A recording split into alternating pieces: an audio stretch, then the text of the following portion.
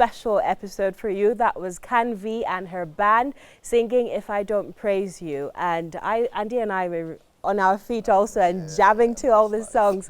So throughout the entire episode, we're going to have Canvi sing at intermission and just worship God. You know, that's the best way we know how. So on today's program, we'll be discussing real estate and interior decor with two very special guests. As you know, on last week's lifestyle segment, we discussed rent in Nigeria. So still in the housing sector, we'll be talking about housing, real estate development and interior decor. Joining us to discuss this, we have...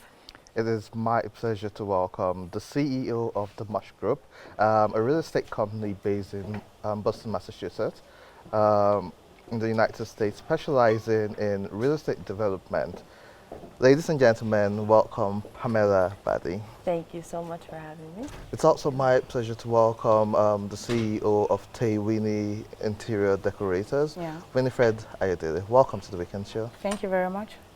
Pamela, let me start with you. What does it take to become a real estate developer in the United States? So to become a real estate developer, that's a very dynamic role. You basically play the role of a creator.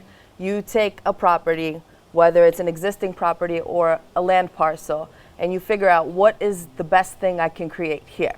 You can take something existing, renovate it for profit, or you can take something and build it ground up. Now, what it takes to actually become a developer, there's some tangible things. Like you need capital sources, you need the property itself, the actual deal itself, you need a team who's going to execute, and then also a demand more than anything, because you need to know why you're building in the first place. So the real estate developer, I believe, is the creator of all, is sort of the visionary behind everything. Okay, Winifred, just like she has said, sometimes you start a fresh project, or sometimes you take one which has been existing and then you rework it. With housing lately, I found out that there's been a lot of talk about minimalist decoration. Why should people get an interior decorator as opposed to just saying stuff on Instagram and saying, I could do this myself and do it? Okay, because it's totally different when you do it yourself and when you let people do it for you. And also, when you do it yourself, you might really not know what you might know what you want, but you don't know how to execute it, like make it happen. So that's why you need an interior decor to work with you, know exactly what you want and how you want to bring it to life. So yeah, literally. But in this day of DIYs, you know, do it yourself. To save cost, everyone is doing it. Mostly IKEA do it haphazardly. You know, so what would you say it is about your brand that makes you stand out, that makes people want to spend that extra buck, you know, by hiring you to decorate their homes? Okay, because literally you work with the person's budget. Some people, you have the money, but because normally here, it's not even about the amount of money you have, because you might have the money, but you don't have the taste. You might have the money to buy all the expensive things, but if you don't have the taste, at the end of the day, it's going to turn out to be just there. That is why you need an interior decor to work with your plan on the colors and exactly what you want to achieve at the end of the day, the ideas and all that stuff. So with housing and real estate, it's something I'm quite fascinated in, because global population is constantly rising, which means people will always need a place to lay their head. But with most businesses, it tends to be seasonal. By seasonal, I mean sometimes the economy determines how the market goes. That has affected Nigeria, also in the United States. So how sustainable is it for you in this career path? How sustainable is it for me in this career path? So, meaning profitability-wise? Yes. I mean, like you just said, real estate, no matter what, somebody needs a place to rest their head, right? And the global population is increasing. So what I've also studied here in Nigeria is what I've seen is the Nigerian market right now, the construction market is only producing 100,000 units per year. Nigeria is set to become one of the biggest global economies, top 20 actually, by 2050. And there's only 100,000 units being produced right now. And what's being projected is that right now there should be 800,000 units being built per year in order to sustain that. So what that shows me is that there's a huge gap in the real estate development market here. And there's also the same thing is happening in the United States. But what's happening in the United States right now is more of the affordability component, and because of zoning laws and all sorts of different things. But no matter where you are in the world, real estate is the best enterprise to be in and the most profitable, because no matter what happens in the economy, there'll always be a need for real estate. Whether it depreciates, no matter what, you have to keep building to keep up with the population. So, I mean, if you want to talk about profitability and what that looks like in the eyes of a real estate developer, you should aim, a general rule of thumb that you need to be looking at is 20% profit margin. It could go up to 30. And if you go to 40, you could be my best friend, because I want to know that your secrets. But generally, rule of thumb is 20% profit. So say, for example, you're developing a property that's worth $1 million after the fact. You want to make sure your land value, what you're purchasing the land for, and your development costs don't exceed 700 to 800,000, because you want to be in that 200 to 300,000 profit. So that's sort of to give you some numericals on it, but that's kind of, you know. So you're thinking of changing careers? I am actually. I quit. No, probably because this is your first time in Nigeria, and Yes. you've been able to look at all the highbrow areas, especially here in Abuja. Yes. And I'm pretty sure I've run the cost by you about of some of these areas, the houses in these areas. But in Nigeria, we like to refer to these areas as elite slums, because at the end of the day, the infrastructure, poor water service, poor road network, you know, poor lighting structures also are happening in these areas. So what can we do to sort of turn that around, given the fact that these areas are so expensive, yes, the services are still so poor? Right, in the areas that are already developed. Yes. I mean, so what I was studying sort of before today's interview was the Echo Atlantic City in Lagos. In Lagos. So that is like a landmark development that I think sort of emphasizes the impact that real estate development can have. So since construction started there in 2008, I believe, land value doubled in the surrounding areas. So that goes to show you, and they're building for 250,000 inhabitants and office for 150,000 people. That shows you that there is a serious demand here, and also once somebody starts to invest in these areas, what it does to property values surrounding it. So when you drive by like a parcel that you think, you know, different areas that you don't think have any value, I think looking at different methods of how to sort of bring that in, like I think the government is one thing that if they start to bring in private partnerships with real estate developers globally, they could bring in those infrastructures to create larger developments. But of course, there's got to be an advantage to the developer taking that chance and that risk to come here and build.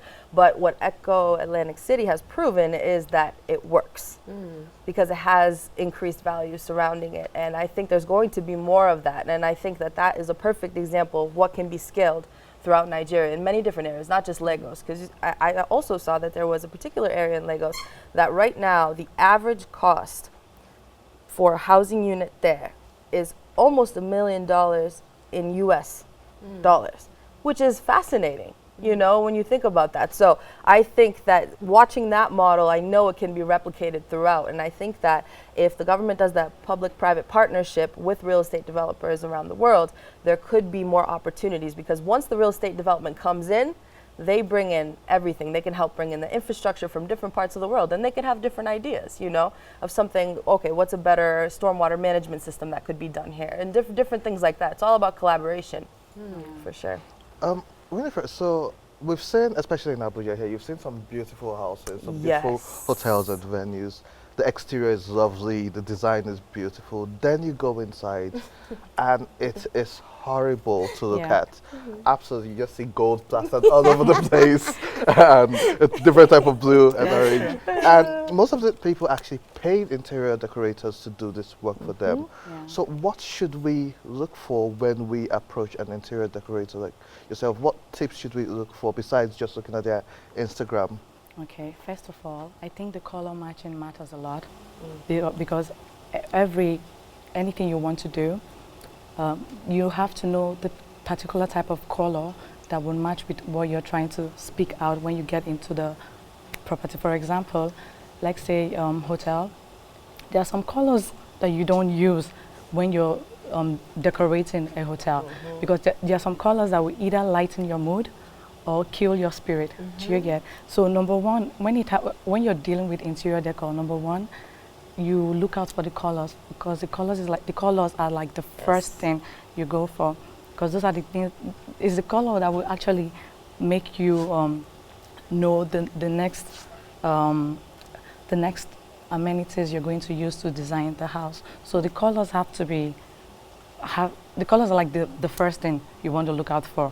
So secondly, after the colors, you have to know the kind of designs you're going for, because they're like different type of design, of course. But yeah, why we are here is to work with your mind, work with you directly, know what exactly you're trying to exhibit, so that we'll know how But to. what happens when you, as an interior decorator, you know what you feel will be best for this place, but the owner is adamant and says, you know what, I want this to be orange and this wall to be green. The customer is always right. That's true. Yes. That's true. Where do you put your foot down and say, you know, if you don't want it this way, I'm not doing it, or you just go, you don't pay me, and whatever you want, we do it. Nah, I would rather not do it. I would rather not tarnish my image, because at the end of the day, people will say, oh, this hotel is nice, but wait a minute. Who did it? Who did this? So that's like coming back to me. I think it's amazing that you said that, because I think of some of the most expensive hotels in the world. Yeah. And now I'm just thinking of the color palettes of the different rooms. Exactly. And I've never seen like a green or Exactly. red or, you know, some offensive colors. True. You know, it's actually very subtle. So Subtle. all these things actually go Yes. into the preparation and, you know, the creation of these spaces. So it's Exactly. fascinating work that you do. Thank you very much. We don't have much time left, but I would like you to give advice to the people who cannot afford it, because we know a lot of people are watching this like, how do I get into real estate? How do I get into interior design? decor. What advice do you have to give them? Okay, I would say, first of all, know what you want, because there are a lot of clients that are confused. They want this, but they don't want this. So first of all, just know what you want and meet the right people. Meet the right people. And because nowadays we're in a digital world, it's very easy. You can just type on Google the best interior decor or the best real estate in Africa, Nigeria, or Abuja. So know what you want, go through the right means, and then you'll meet the right people, and then you'll be able to work with. Pamela, since we want to come take your spot Yes, so in Andy your and I, industry, we're going like, to we're switch coming roles for with it, you. like, so you're hosting next week. Yes, sounds like a plan. Sounds like a plan. So my biggest advice that I would say in real estate development, you need to be fearless. Like this, it's the kind of industry where things move every single day. There's a disaster almost on a daily basis, but you got to know how to handle that and work very well under pressure, and also know how to execute and work with a great team, because there are so many moving parts in real estate development. But rule number one is having the vision. And then rule number two is you got to be fearless to execute that vision. And number three is you always need to stand in your power. Like being in a male-dominated industry, that was one thing that I needed to learn. And you know, I would sometimes get fearful, like, oh my gosh, like, you know, this is a huge thing that I'm doing right now. What's up, you know? But always remind yourself, stand in your power. You got this. You know, with all these things going on, even for entrepreneurs out there who are aspiring to be many different things, just stand in your power always. And know that God got you, always. So that's my piece of advice. And also, we can talk offline too. Yeah. I have a website. You guys That's more it. than You've got, tell us your website. Tell us your Yes, website, yeah. absolutely. Please. So it's www.pamelabardhi.com. So it's PAMELABARDHI. So all my info's on there. Text, email. We'll send all the of bill stuff. to your mail. Sounds Yes. perfect. Pamela, Winifred, thank you so much Thank for your you. time. We'll take a short break right now. When we return, more on The Weekend Show. Don't go anywhere.